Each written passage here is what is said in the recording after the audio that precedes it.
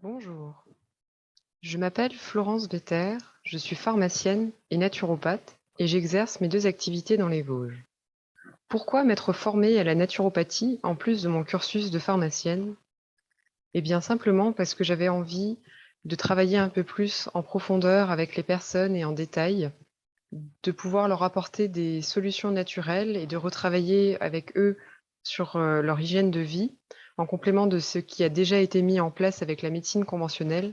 Et c'est vrai qu'au comptoir, à la pharmacie, j'ai pas toujours le temps ni l'intimité pour faire ce travail en profondeur. Et c'est ce que je peux faire en étant naturopathe en cabinet. Aujourd'hui, je voudrais parler avec vous d'alimentation, et plus particulièrement de micronutrition et en quoi elle peut vous aider à lutter contre le virus de la Covid-19. Ce module est composé de plusieurs parties.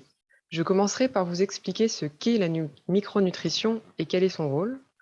Je vous détaillerai ensuite 3 éléments de micronutrition essentiels au système de défense, à savoir la vitamine C, la vitamine D et le zinc. Et je finirai par vous donner quelques conseils généraux pour votre assiette.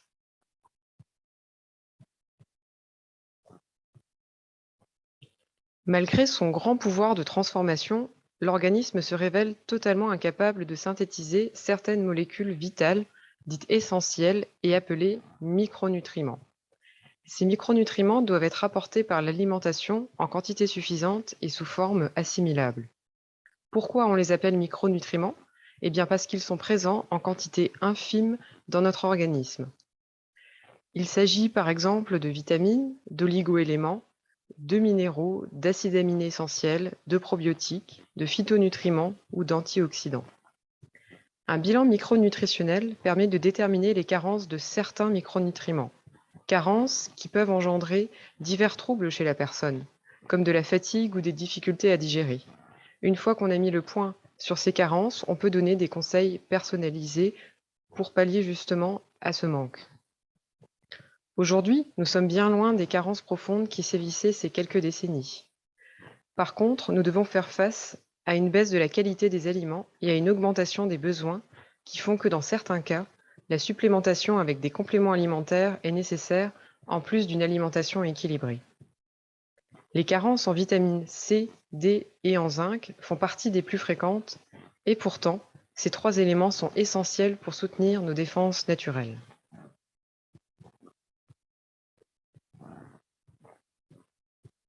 La vitamine C, ou acide L-ascorbique, intervient dans des grandes fonctions de l'organisme. Défense contre les infections virales et bactériennes, protection de la paroi des vaisseaux sanguins, augmentation de l'assimilation du fer. La vitamine C est surtout connue pour son action antioxydante. Alors c'est quoi le stress oxydatif? C'est en fait une agression des cellules par des particules que l'on appelle dérivés réactifs de l'oxygène. On entend souvent parler d'ailleurs des radicaux libres, qui sont un exemple. Et ces éléments sont produits en permanence dans l'organisme. Ils favorisent le vieillissement prématuré des cellules et ils seront impliqués dans de nombreuses maladies comme le diabète, les pathologies cardiovasculaires ou le cancer. La vitamine C va piéger justement ces éléments et aussi participer à réparer les dommages cellulaires causés. Dans les infections virales à tropisme respiratoire, comme la Covid-19, le stress oxydatif induit une inflammation au niveau des poumons et conduit aussi à une réponse immunitaire altérée, ce qui va provoquer des lésions tissulaires des poumons. En plus, de nombreuses études ont montré une action de la vitamine C contre des virus lors d'une supplémentation chez des personnes. Par exemple, le virus qui est à l'origine de la grippe saisonnière, ou de l'herpès, ou de la varicelle zona. Il a été aussi démontré une action antibactérienne de la vitamine C dans le cas de sepsis bactérien, de choc septique ou d'état inflammatoire aigu associé à diverses maladies d'origine systémique ou cancéreuse. On comprend bien l'intérêt d'une supplémentation en vitamine C chez les personnes infectées du SARS-CoV-2. Au niveau des propriétés de la vitamine C, il faut savoir qu'elle est soluble dans l'eau, à la différence d'autres vitamines qui, elles, sont solubles dans les graisses et qui peuvent donc être stockées dans l'organisme. C'est pourquoi un apport quotidien en vitamine C est important. En plus, c'est une vitamine qui est assez sensible à l'eau, à la chaleur, à l'air et à la lumière. Donc attention au mode de conservation et à la cuisson des aliments. Les références nutritionnelles pour la population, RNP, recommandent 110 mg de vitamine C par jour pour un adulte, ce qui correspond en fait à un apport de 3 portions de fruits frais par jour.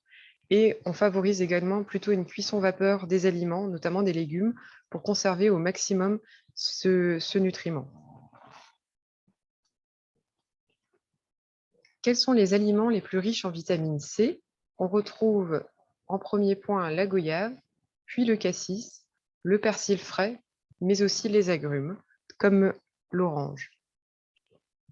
En cas de maladie, de convalescence ou en période hivernale, il m'arrive au cabinet de conseiller une supplémentation en vitamine C.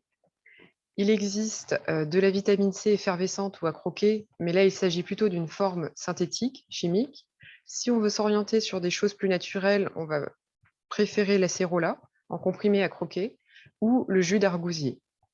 Il existe aussi une forme liposomale de vitamine C où justement la vitamine va être prise dans un liposome qui est quelque chose qui peut se dissoudre dans les graisses, donc qui va pouvoir rester un peu plus longtemps dans le corps et être mieux absorbé.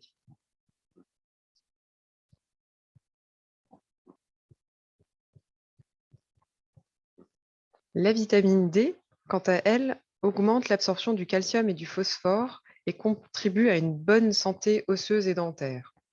Elle contribue également à un bon fonctionnement du système de défense, au maintien des fonctions musculaires et à une bonne croissance des os chez les enfants.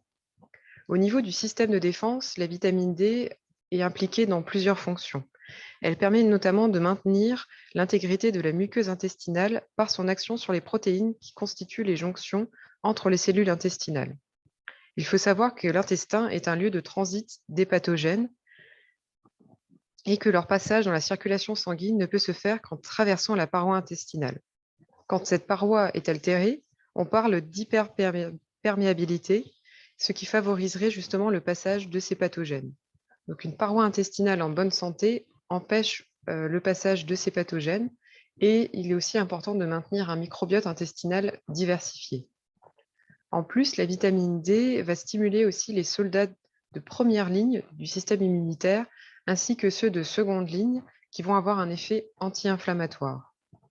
Enfin, la vitamine D a été très étudiée dans le cadre de la prévention des infections pulmonaires aiguës et il semblerait qu'une supplémentation en vitamine D3 réduit le risque de contracter au moins une fois une infection des voies respiratoires. Il faut savoir que la vitamine D est la seule qui peut être synthétisée dans notre corps, sous l'action du soleil au niveau de la peau.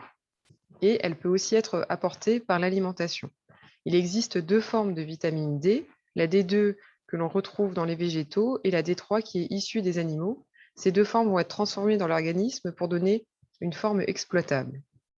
Quels sont les facteurs de risque de carence en vitamine D? Entre autres, un âge avancé, une obésité, des maladies chroniques, facteurs qui sont en fait très semblables aux formes graves de la Covid-19. Là aussi, une supplémentation est intéressante. L'Académie de médecine préconise un apport journalier de 800 à 1000 unités pour un adulte. Cela est très variable selon l'âge de la personne et ses antécédents, son poids, etc. Et il faut savoir que 1 microgramme de vitamine D correspond à 40 unités. Où est-ce qu'on trouve la vitamine D au niveau de l'alimentation? Je suis certain que vous avez déjà entendu parler de l'huile de foie de morue, que voilà, nos parents, grands-parents prenaient. Alors pourquoi ils le prenaient? Justement parce que c'est une huile qui est très riche en oméga 3, en vitamine D et en vitamine A. Donc c'est vrai que c'est quelque chose qui va soutenir notre système de défense pendant la période hivernale. Donc on va retrouver effectivement tout ce qui est poisson gras, comme l'huile de foie de morue, la morue, l'hareng, la truite, le saumon, sont des aliments qui contiennent naturellement de la vitamine D. Ensuite, une exposition au soleil, en général 2 fois 15 minutes dans la journée, permet de générer aussi de la vitamine D naturellement.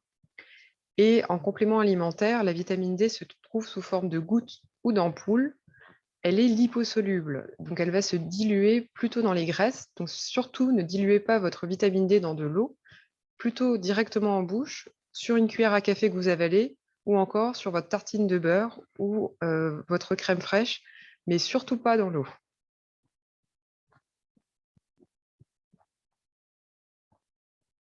Enfin, le zinc, lui, c'est un oligoélément. Un oligoélément, il est présent en très petite quantité dans l'organisme et pourtant, le zinc intervient dans plus de 200 réactions chimiques du corps. Maintien d'une peau saine, bon fonctionnement du système de défense, transformation de macronutriments comme les glucides et les lipides, transformation de la vitamine A et protection contre le stress oxydatif. Donc c'est vraiment un élément essentiel pour le système de défense, même s'il est présent en toute petite quantité. Un apport journalier recommandé, pour un homme adulte, on va être à 14 mg par jour en moyenne et une femme adulte, 12 mg par jour. Facteur de risque de carence, il va s'agir d'un âge avancé, des personnes dépendantes à l'alcool. Dans ces deux cas, on a plutôt une mauvaise absorption du zinc au niveau intestinal. Et les végétariens aussi, c'est un facteur de risque parce que vous allez voir que le zinc est plutôt présent dans les poissons, les fruits de mer et la viande. Voilà les 3 éléments qui sont les plus riches en zinc. En premier, on a l'huître, élément très très riche naturellement en zinc. On a ensuite le germe de blé, le bœuf, le cacao en poudre est aussi un élément qui contient du zinc naturellement. On peut faire une complémentation en zinc pour soutenir notre système de défense sous forme de cure. Le zinc se trouve plutôt en gélule et je préfère la forme bisglycinate de zinc, qui est une forme qui est mieux absorbée dans l'organisme et qui aurait une action prolongée dans le temps.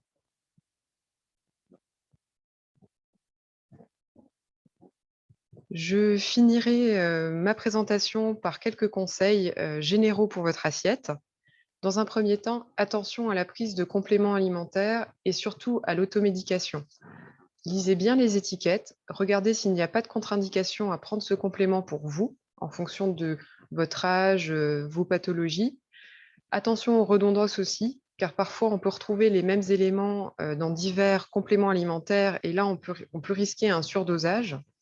Préférez aussi faire des cures, c'est-à-dire par exemple 3 semaines de cure, 1 semaine de pause, pour que votre organisme puisse récupérer et fonctionner sans forcément avoir un apport en complément alimentaire. Et surtout, demandez conseil à des personnes formées sur le sujet. Comme je vous l'ai dit, des fois l'apport peut dépendre de l'âge, peut dépendre du poids, peut dépendre des antécédents, des pathologies. C'est toujours préférable d'avoir l'avis de quelqu'un formé sur le sujet plutôt que de faire de l'automédication tout seul. Et je finirai par vous donner une petite astuce par rapport à votre santé qu'un médecin traitant m'avait donné lors d'une formation en micronutrition. Il s'agit de l'ABCD de la santé. A pour assiette, B pour basket, C pour conscience, créativité, cerveau. Assiette, favorisez une assiette colorée et surtout prenez le temps de la manger. Prenez le temps de regarder ce que vous mangez, d'apprécier chaque aliment et favorisez plutôt des couleurs dans votre assiette. Ça sera très riche en antioxydants. B, basket, oxygénez-vous et bougez régulièrement, c'est important. Et C, conscience, prenez conscience de comment votre corps fonctionne. Nous sommes tous différents et nous ne fonctionnons pas pareil. Et prenez aussi conscience des signaux que votre corps vous envoie. Créativité, maintenez des loisirs qui vous font plaisir, qui vous permettent de vous évader. Et cerveau, stimulez votre cerveau dans la vie privée, dans la vie professionnelle, mais sachez aussi avoir des temps de pause. Votre corps en a besoin. Voilà, je vous remercie pour votre attention et je vous souhaite une bonne continuation.